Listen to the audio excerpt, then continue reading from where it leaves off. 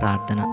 కృపామయుడైన పరలోకపు తండ్రి, ఈ నూతన దినాన్ని నాకు అనుగ్రహించినందుకు నీకు హృదయపూర్వక స్తోత్రాలు.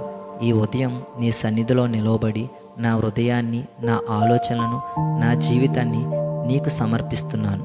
ప్రభువా, నీ కృప నాకు చాలునని నేడు మరలా గుర్తు చేస్తున్నందుకు నీకు కృతజ్ఞతలు.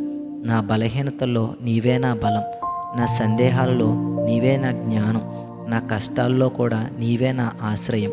ఈరోజు నేను నా స్వంత శక్తిని కాదు, నీ బలాన్ని నమ్ముకొని నడిచే కృపను ప్రసాదించుము.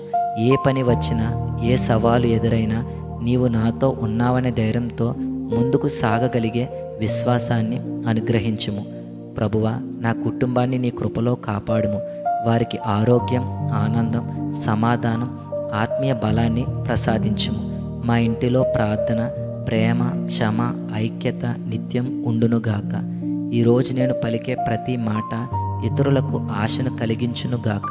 నేను చేసే ప్రతి పని నీ నామాన్ని మహిమపరచునుగాక. బాధలో ఉన్నవారిని ఓదార్చుటకు, నిరాశలో ఉన్నవారిని ప్రోత్సహించుటకు నన్ను ఉపయోగించుము. ప్రభువా, నా అడుగులను నీ వాక్యముతో నడిపించుము. ప్రతి నిర్ణయములో నీ చిత్తమే నెరవేరునుగాక.